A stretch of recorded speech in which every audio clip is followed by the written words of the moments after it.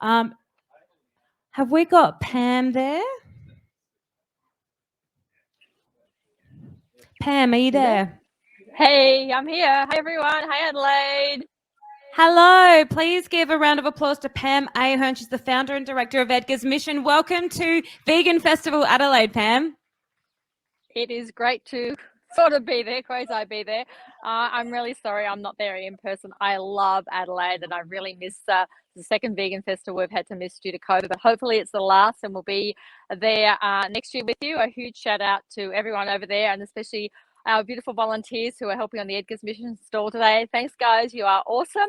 And now I can't come to you, but you can come to us and we're going to show you a little bit of the work here at Edgar's Mission Farm Sanctuary. So stay with us. So it's one of the beautiful posters that you'll see if you come to the sanctuary. We're going to head out over here to Chicken Village and we're going to see some of our chickens. Most of them are having dust baths or chilling out because we really do believe Edgar's Mission is a place where the dreams of these animals really can come true. And I have a 100-kilo watermelon here to make that happen. Hi, everyone.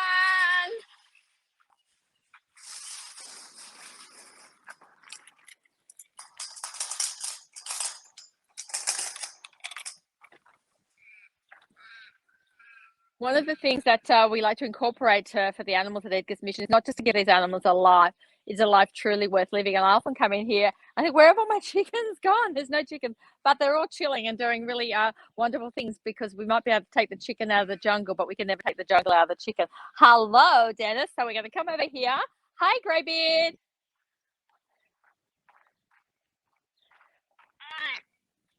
Oh, come on, chicken, come on. Come on, chickens. Hey, chickens. Come on, chickies. Come on. This is their second supper for today. They get a morning feed and then we usually do greens around 2 o'clock. So this is their second one. We have a lot more chickens than this. Where they? Oh, there's some over there. Hi, guys. We'll bring some to you. Hi, cheeky boy. Oh, there's Molly. Hey, Molly. Come on, chickens. Chickies. Come on, chickens. Come on, girls. Here they come. Come on, girls. Here we are. Come on, chickens. Clearly not hungry chickens. Come on, chickens. Hey, chickies. Come on. I love when it doesn't work. These chickens down here are much more appreciative. We'll come down here and we'll find some more chickens. Hi. Hello. Hello, little girl. Hi, Avatar. Oh, look what we have for you. Here we go. Hey, chickens. Thank you.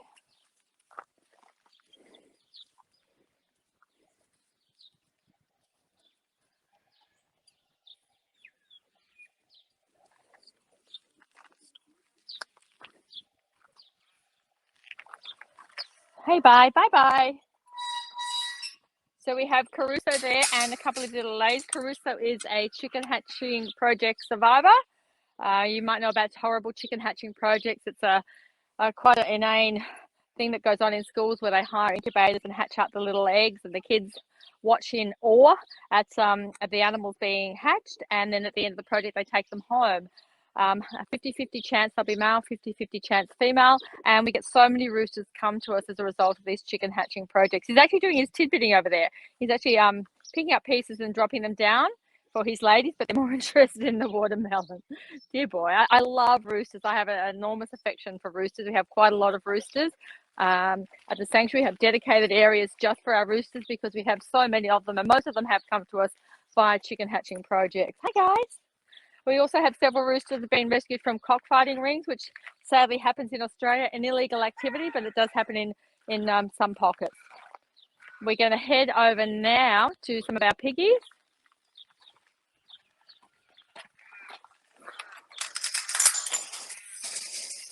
Hey, Andrew, one of our volunteers. You're live in Adelaide, Andrew. Thank you so much for your help. We'll see you next week. Thank you.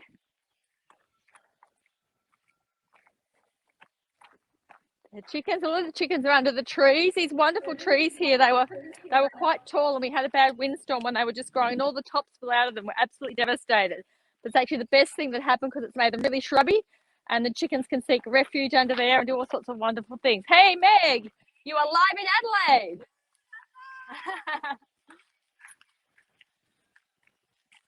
So we've got Ray and Lambini over here. Ray is actually from South Australia. She was born without eyes, and she has a seeing eye friend over there in Lambini. We have Gary here and some of his girls. So Gary is one of the rescued fighting roosters.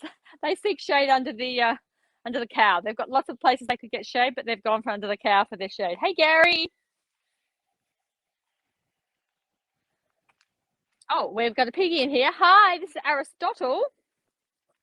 So Aristotle is the newest piggy. He's making his way down to Piggy Paradise. Hi, puppy.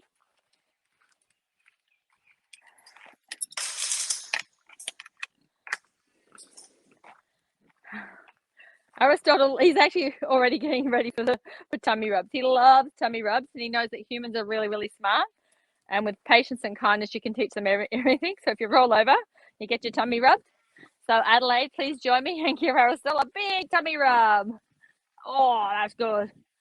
Aristotle, we believe, fell off the back of a truck heading to a slaughterhouse. He was in pretty rough condition when he came in. He had a terrible skin condition. He had sores in his back leg where he hit the bitumen. But in doing so, he actually hit kindness, and he made it to sanctuary. He's just a really awesome pig. You might see how he has these pink filter back. This is his sunscreen. These pigs have actually been specifically selected for, as a lot of you would know, for human consumption. We've actually changed them so much from their wild cousins, who would be coloured pigs, which would be really adapted to hiding and a good habitat area, and not really good for being in the sun. So if we don't put the sunscreen on, these guys can actually get quite sunburned, and particularly the young pigs. If we start them young before they actually get sun burn, we can actually prevent cancers later in life. Hey, how's that?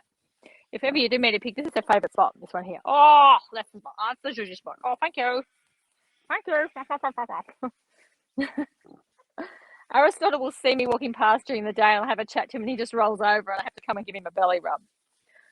It takes me so long to get anywhere when I run into Aristotle. But he's just an awesome pig. He's just an awesome pig. He is probably getting up to 7, 8 months now. So he's bigger than that horrible weight. We don't want to mention that in front of him.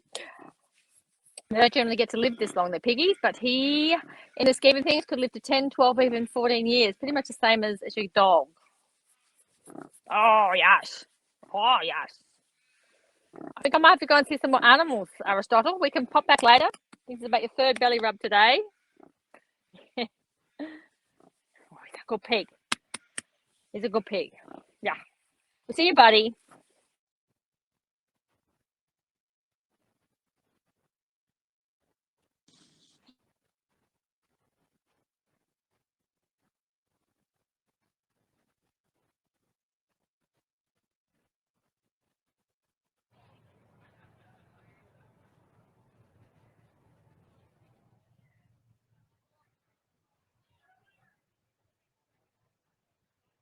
Acres. We are in beautiful Macedon Ranges, which is about 60 kilometres north of Melbourne, very close to our international airport, Tullamarine. So it's wonderful. We can have our international visitors as well. Hopefully, they'll be able to come and visit soon.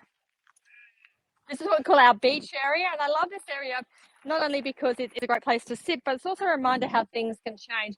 This facility used to be a thoroughbred breeding facility where they bred horses for the racing industry, and this area here was like a round pen that had these huge big black walls around that they used to put the horses in there and exercise and chase them around. And it's just a wonderful reminder that things can change, and it's certainly changing in our world for animals. We have the very handsome Red Baron over here with these girls. You might have seen Red Baron, a dear little boy. It's Red's Ranch. And Red Baron is now grown up. He used to ride around on my shoulder, and now he has his girls. A little scratch patch. They all have scratch patches where they are. We regularly fill them up with soil, and they can scratch about in them to their heart's content. Very handsome rooster there, Red. Next to him, we have some of one of our bachelor rooster flocks, our bantam boys. So it's our smaller breed roosters. And it's wonderful how these guys are so well behaved and they get on really well. We've introduced quite a few new roosters. Where's our most recent arrival? It's Calvin down there. Our most recent arrival is this little dude down here, the Roadrunner.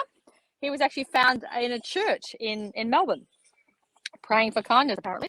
And that's what he got. Oh, yes, little Roadrunner. I don't know if you probably can't see in the back. We have a little wire fenced off area. It's our introductory pen. If anyone's interested in establishing bachelor flocks for roosters, look at Vine Sanctuary in America. They've done some great work about establishing bachelor flocks for roosters. Certainly can be done. We've probably got about 8 or 9 little roosters in there. We're going to introduce them more, and they can get along, but it is a bit of a process to introduce them. It can successfully be done, and they could teach us a lot. There's a chicken over there. Now, this is Calvin Swine who's telling us it's time for him to come in. Hi, Calvin. Hey, buddy. It's a bit locked up like Fort Knox in here. Hi, buddy. Hey, Calvin.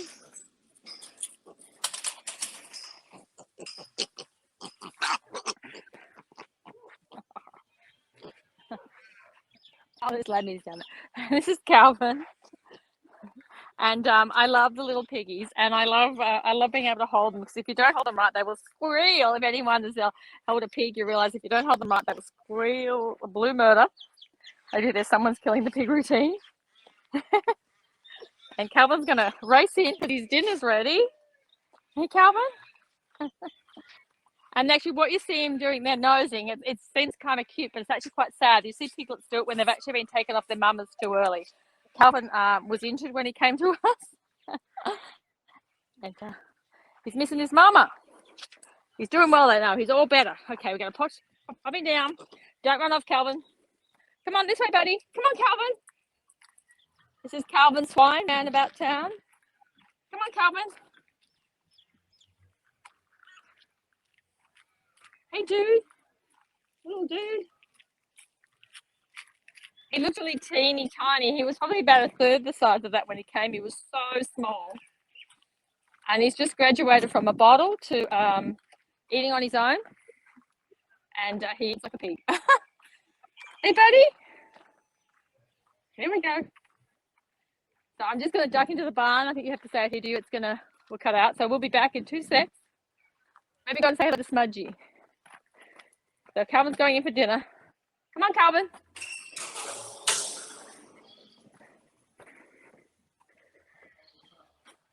You try, Mr. Zane? Okay. Calvin. So he knows which stall is his. This is my stall. Let me in. Oops.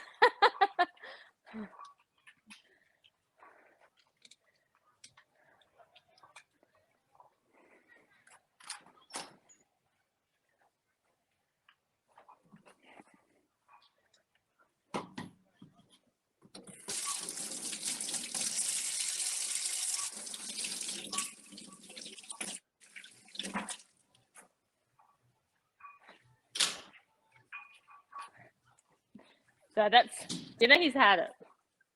He eats about as quick as me. Okay, we're going to head out and see some of our lammies. Oh, you've got Smudge. Smudge, we're going to finish with Smudgy. Oh, well, the lammy's food over. Back over there. The lamb's food. I've lifted. No, that's Smudge's. In the outside the wash bay. Hi.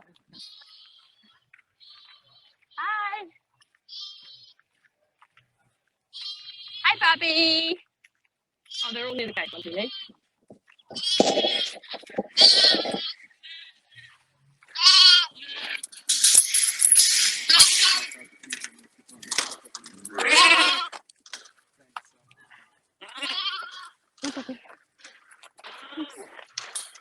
Hello, puppies. There's our lammies here. Hi. Little Frankie. Hi, Frankie. So our lammies are all different stages. And we're only now on 3 have an afternoon feed. Frankie.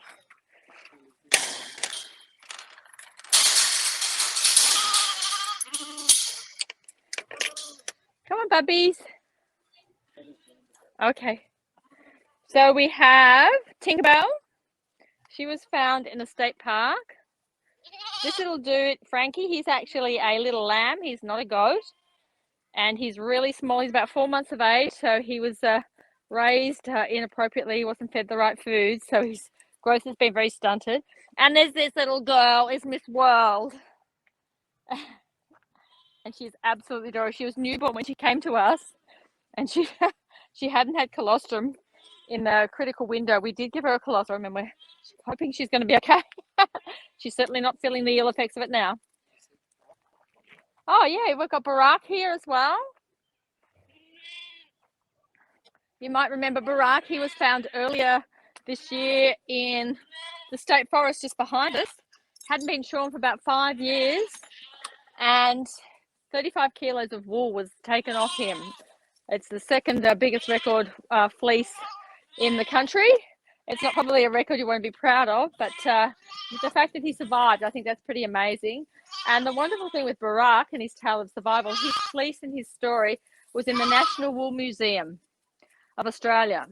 And it was really wonderful. They told the story about the sanctuary and everything. And look how friendly this sheep is. It's just amazing. Like, he hasn't had human contact for several years, and he's so friendly. Why he's in this small pen here, his little friend Bo Sheep at the back. Bo Sheep was found by a kind-hearted member of the public. Bo had been hit by a vehicle and a huge, really, really nasty break at the top of his leg. His leg is actually pinned, and Barack is keeping him company while he's just in a little confinement here.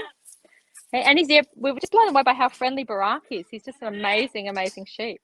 Okay, let's go and get your dinner. Come on. Let's go find your dinner. Come on, Bubbas. Hi, there's Tim Tam. Hi, Tim Tam. Oh, come on.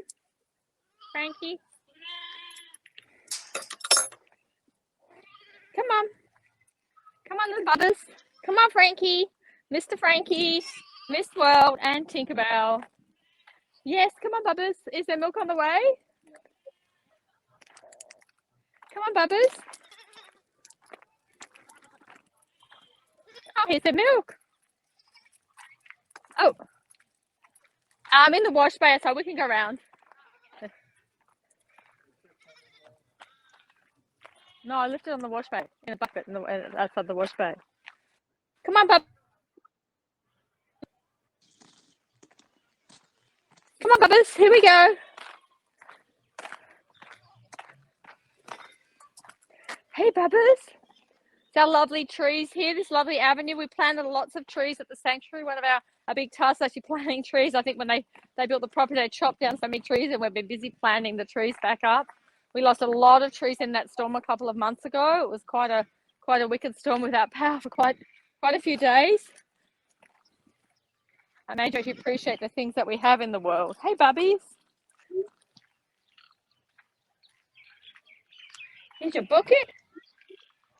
Here we go. Oh, here's something we prepared in advance. Come on, Bubbas. Here we go. Now, Chloe, this is your one. Tinkerbell, that's your one. That's your one, Miss World. Oh, Frankie. Oh, come here, Frankie. Go out and learn to be an octopus.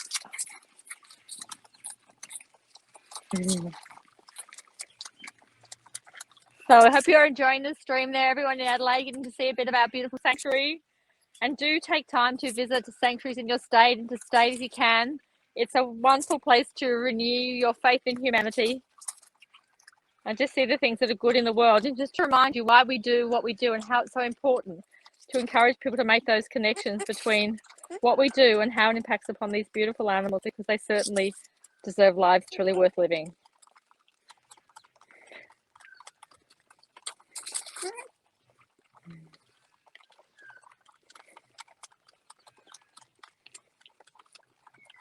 Remember, it's not a race, kids. Although I think Tinks is going to win.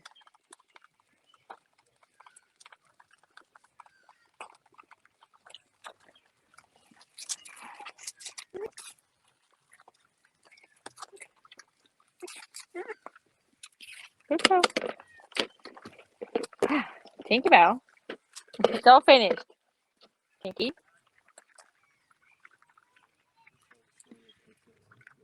Oh, yeah, Kyle's just right. Edgar, for those who don't know about the start of Edgar's mission, it started with a pig, a girl, a pig, and a dream. Back in 2003, we needed a pig for a photo shoot. The code of practice for pig farming was up for review. In the absence of these codes of practice for farmed animals, what we do to them is actually illegal. And the code of practice was being reviewed in 2003, and we needed a pig for a photo shoot. And that's when Edgar Allen trotted into my world and really changed both of our lives forever.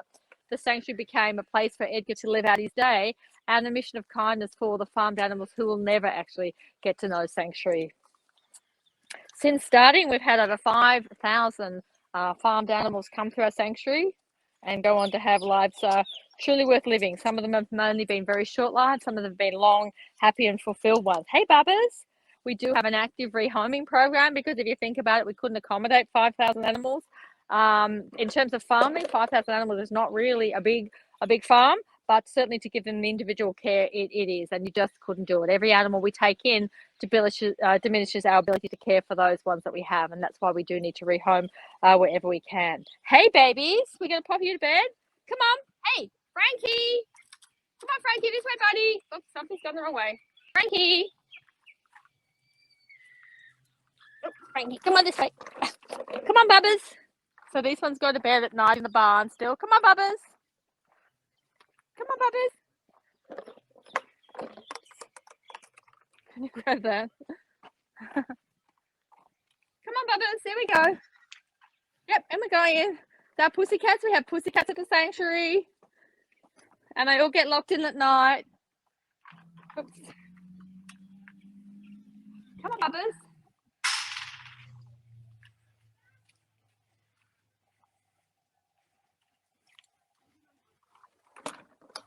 Here we go. Here we go. We've got Miss World. Here we go. Good girl. Where's Miss World? Up there. Hi, Miss World. She's quite a hairy little girl, this Miss World. Here you go. Actually, I'll just show you Miss World. When we get the newborns come in, we actually pop little navel clips on them, like this one here. And that's a really important thing that we've started many years ago. It really helped prevent a horrible disease called joint navel ill, or joint ill, where the bacteria can travel up through the umbilical cord and cause terrible illnesses. We've had several lambs come to us over the years, and unfortunately it hasn't been treated, and they've had to lose limbs as a result of it. So a lot of our three-legged lambs, that's what's happened to them. Everyone has a name on the door. And we are just going to head outside. I'm just about to wrap it up, and I think we've got some milk down here for our little boy Smudge. Smudge is a rescued calf who came to us. He was a day old. He'd been born with a cleft lip, which meant he couldn't suckle properly from his mama. And had we not have taken him, he surely would have passed away. We have species-specific milk that we feed to them. The calves, the little kids, and the lambs all have special milk. Hey, buddy, look what I've got for you. Hey, Smudgy. Smudgy is absolutely adorable. Hey, Smudge. Yeah, pop this up here. Smudge really likes to get into his milk, and it's amazing. When we first got Smudgy, he couldn't suckle properly at all with his little. Let me come around that side. You can see his little gap in his little lip there, and we had to stomach tube him for quite some time. We were actually worried how he was going to cope as he got older, but it's amazing. You can see he wraps his tongue around the teat and he actually pulls the milk out. That's actually how older cattle, how they eat the grass. They use their tongue a bit like a hand and they rip the grass out. These guys prefer the longer grasses, and that's why, because they use their tongue to actually pull the grass out, whereas sheep, they'll nibble down and they use their little mouth to chew the shorter grasses. It's so fascinating. I've just really enjoyed my journey, learning so much about these animals and how important things are to them, what gives their life meaning and purpose, and to make sure we can do that. I think we're nearly out of time, are we now? Can you hear me, Pam? Yeah, I can. Yeah, we've got a couple of minutes left if you've got anybody else you want to show us. But, it's just staggering watching these animals that you've got there and thinking that anybody could could see them as products or want to take, you know, a knife to their throat or gas them or beat them. But in Australia, over 4 billion animals already have been killed this year for food alone.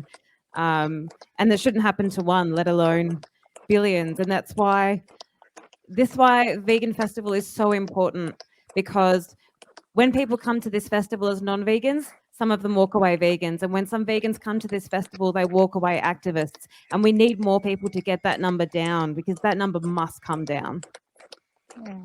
It's absolutely true. I think it is one of the things I think overcomes most people when you go vegan and you meet these animals. You think, how did I not make that connection sooner?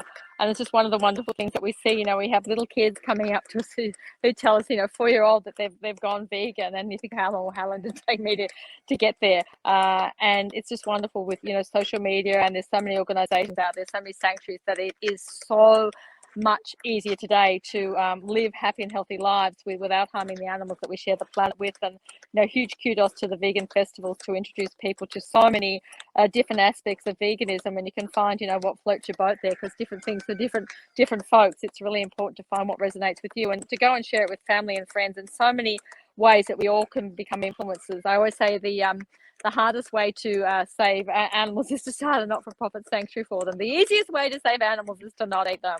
So thank you so much, Adelaide, for joining us. Hopefully I'll be there next year. Take care, everyone. Bye now.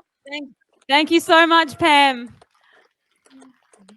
Oh, it's so beautiful. And as Pam did mention, we have some incredible sanctuaries here, and I'll name check them again for you. So Forever Farm, they have a stall here. I've been there a couple of times, and it's really touching to go and see the animals that have been saved, knowing that they would have been killed for food, see how they're being cared for. And you saw the pig before, I think his name was Aristotle, getting the belly rubs. You know, pigs are just grass puppies. That's what they say. So go and make the connection. Go to Forever Farm. Freedom Hill, Fairview Lodge is another one. And another one which isn't farm animals, the Wombat Awareness Organisation. It's incredible. They have wombats running in and out all around the place. They'll come up, they'll like boop you. It's just beautiful. So they're another one if you want to look them up on Facebook. And go support the sanctuaries. Edgar's Mission, where Pam is, they do also have a stall here. So go find out how you can get involved, buy some merch and support them. Speaking of merch, Defend Animals gear. I know probably half the festival is wearing some Defend Animals gear. That was from a couple of people called the Vegan Alliance, who have disbanded now. Very much still vegan, but they just don't continue the Vegan Alliance anymore. So they're selling their Defend Animals merch off really cheap at the info booth. So if you need some vegan merch, head there and you can check it out. 3:45, we're going to have, I'm going to say, our most controversial guest of the weekend. Her name is Tash Peterson. If you don't know her name, you might have seen her work. And she's going to be live streaming in at 3:45. So come back here then. We'll see Tash Peterson coming in on the screen. In the meantime, enjoy the festival and I'll see you soon.